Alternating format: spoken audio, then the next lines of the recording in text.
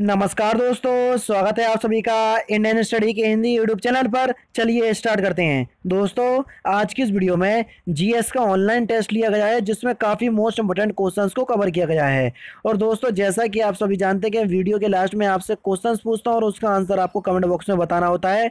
तो आज मैं फिर आपसे क्वेश्चंस पूछूंगा और आंसर आपको कमेंट बॉक्स में बताना होगा। दोस्तों, मैं अनअकैडमी पर ही पढ़ाता हूं, तो अनअकैडमी पर मुझे फॉलो करने के लिए डिस्क्रिप्शन में दिए गए लिंक से आपको अनअकैडमी का लर्निंग ऐप डाउनलोड करना है और वहां जाके आप मुझे फॉलो कर सकते हैं और मेरे द्वारा अपलोड किए कोर्सेज का लाभ उठा सकते हैं, बिल्कुल फ्री में।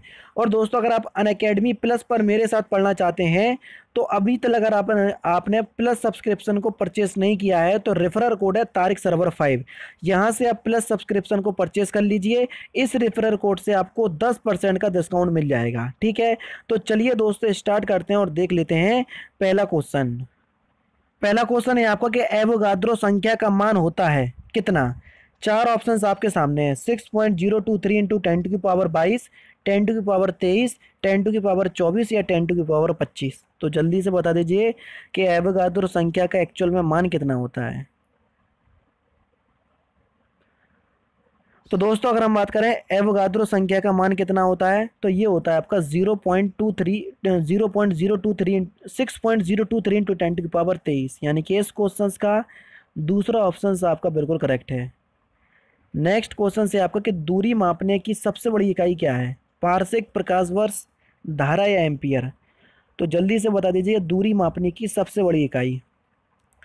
तो दोस्तों, अगर हम बात करें दूरी मापने की सबसे बड़ी इकाई की कि दूरी मापने की सबसे बड़ी इकाई कौन सी है, तो दूरी मापने की जो सबसे बड़ी इकाई है वह कौन सी है, वह हो जाएगी दोस्तों आपकी पारसेक।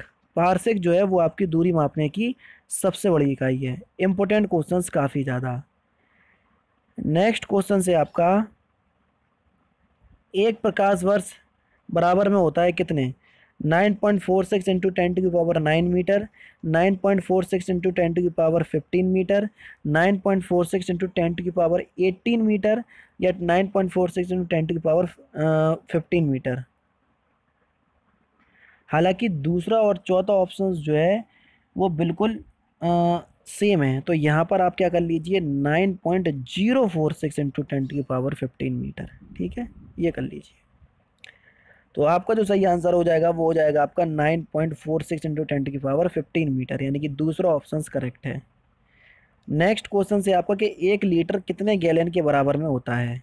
चार ऑप्शंस आपके सामने और देख लीजिए कि 1 लीटर जो है वो कितने गैलन के बराबर में होता है। इंपॉर्टेंट क्वेश्चंस काफ़ी ज़्यादा।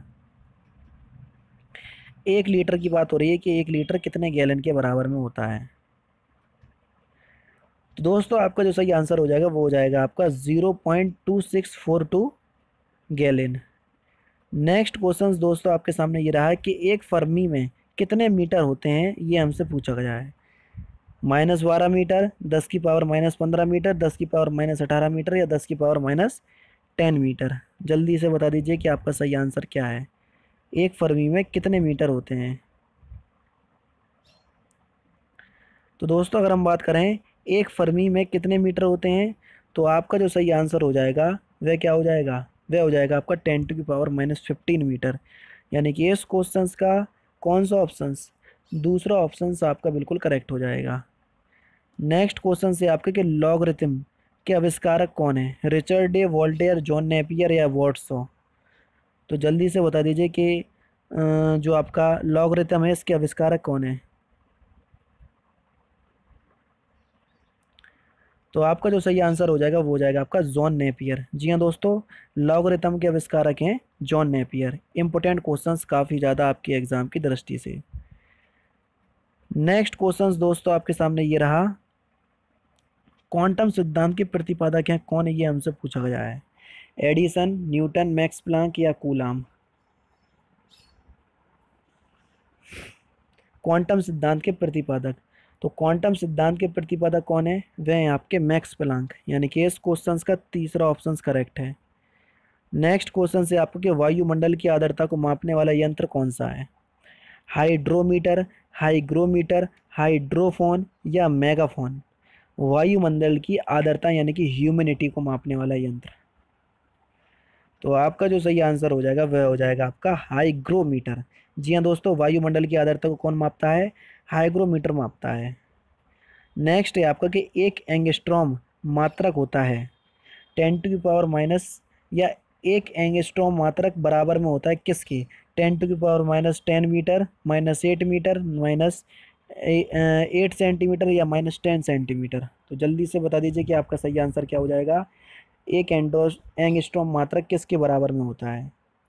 तो आपका जो सही आंसर है वो है आपका 10⁻⁻10 मीटर, यानी कि पहला ऑप्शन करेक्ट है।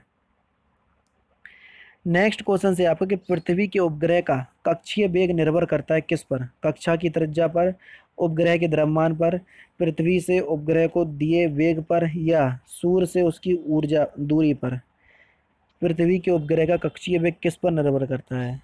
तो यह कक्षा की त्रिज्या पर निर्भर करता है। किस पर दोस्तों? कक्षा की त्रिज्या पर, यानी कि पहला ऑप्शन करेक्ट है। नेक्स्ट क्वेश्चन से आपका कि घड़ी की चाबी में संचित ऊर्जा कौन सी है? गतिज ऊर्जा, दाब ऊर्जा, स्थितिज ऊर्जा, या कोई नहीं। घड़ी की चाबी में संचित ऊर्जा, तो घड़ी की चाबी में संचित ऊर्जा जो है वो कौन सी ऊर्जा है? आप सभी लोग जानते होंगे, वह है आपकी स्थितिज ऊर्जा, यानी कि तीसरा ऑप्शन आपका बिल्कुल करेक्ट है। नेक्स्ट क्वेश्चन से आपका कि यदि किसी पिंड के संवेग को 50% बढ़ा दिया जाए तो उसकी गतिज ऊर्जा कितनी बढ़ जाएगी? तो अगर किसी संवेग को 50% बढ़ा दिया जाए तो उसकी गतिज ऊर्जा का जो मान है वो 125% बढ़ जाएगा। कितना दोस्तों? 125%, यानी कि इस क्वेश्चन का तीसरा ऑप्शन बिल्कुल करेक्ट है। अनुदैर्ध्य तरंग उत्पन्न हो सकती है सभी माध्यम में, ठोस में, द्रव में, या गैस में। तो जल्दी से बता दीजिए कि अनुदैर्ध्य तरंग जो है वो किस तरंग उत्पन्न हो सकती है, किस माध्यम में? तो यह सभी माध्यम में उत्पन्न हो सकती है। किसमें दोस्तों? सभी माध्यम में, यानी कि पहला ऑप्शन आपका करेक्ट है। नेक्स्ट क्वेश्चन की अगर हम बात करें तो नेक्स्ट क्वेश्चन से आपका किस माध्यम में अनुप्रस्थ तरंग उत्पन्न नहीं हो सकती है? पानी, लोहा, हवा, या पारा। तो जल्दी से बता दीजिए कि किस माध्यम में अनुप्रस्थ तरंग जो है वो उत्पन्न नहीं हो सकती है? तो वह है आपकी हवा। जी हाँ दोस्तों, हवा में आपकी अनुप्रस्थ तरंग जो है वो उत्पन्न नहीं हो सकती है। नेक्स्ट क्वेश्चन से आपका कि प्रतिबल और विकृति के अनुपात को क्या कहा जाता है? प्रत्यास्थता गुणांक, गुरुत्वाकर्षण नियतांक, जड़त्व आघूर्ण, या प्लांक का नियतांक। प्रतिबल और विकृति के अनुपात को, प्रतिबल और विकृति के अनुपात को क्या कहा जाता है? ये कहा जाता है आपका प्रत्यास्थता गुणांक, यानी कि इस क्वेश्चन का पहला ऑप्शन आपका करेक्ट है। कौन सा ऑप्शन? पहला ऑप्शन।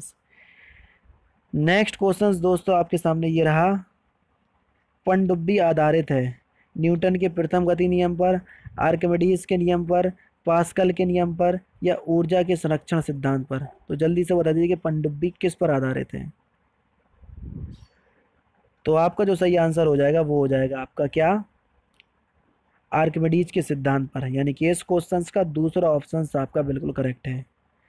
नेक्स्ट क्वेश्चन से आपको कि समुद्र में तैरना नदी की अपेक्षा आसान होता है क्योंकि समुद्र गहरा होता है, समुद्र काफ़ी दूर तक फैला रहता है, या समुद्र के ज्वार भाटा आता है, या समुद्र के पानी का घनत्व नदी के पानी के घनत्व से अधिक होता है। तो जल्दी से बता दीजिए समुद्र में तैरना नदी की अपेक्षा आसान है क्यों? 4 ऑप्शंस मैंने आपको बता दिए, इसमें से सही ऑप्शंस आपको बताना है।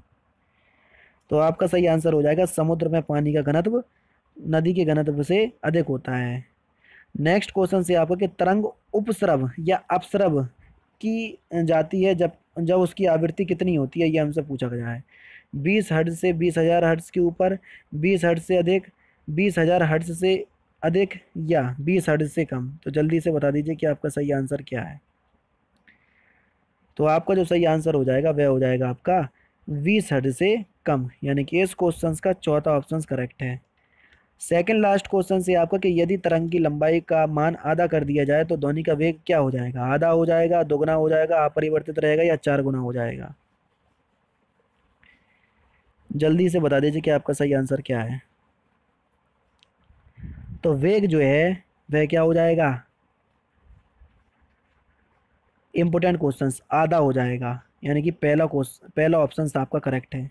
लास्ट क्वेश्चन से आपका कि ध्वनि तरंगे होती हैं अनुदैर्ध्य, अनुप्रस्थ, विद्युत चुम्बकीय, या कोई नहीं। तो सही आंसर आपको बताना है कि ध्वनि तरंगे किस प्रवृत्ति की होती हैं।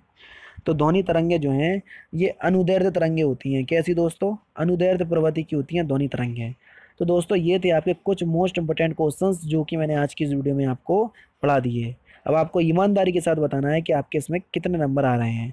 अब मैं आपसे क्वेश्चंस पूछने जा रहा हूँ और उसका आंसर आपको कमेंट बॉक्स में बताना है। तो आज का जो आपका क्वेश्चन है वो ये रहा आपके सामने। प्रकाश तरंग उदाहरण है, ध्वनि तरंग का, विद्युत चुम्बकीय अनुप्रस्थ तरंग का, परावैगनिक तरंग का, या कोई नहीं। तो सही आंसर आपको कमेंट बॉक्स में बताना है। तो दोस्तों फिलहाल की वीडियो में सिर्फ इतना ही। अगर आपको वीडियो पसंद आए तो प्लीज वीडियो को लाइक कीजिए, शेयर कीजिए और साथ ही साथ मेरे चैनल को सब्सक्राइब करना ना भूलें, क्योंकि मैं रोजाना इसी तरह की वीडियोस आप लोगों के लिए लाता रहता हूँ। नमस्कार दोस्तों, जय हिंद, जय भारत।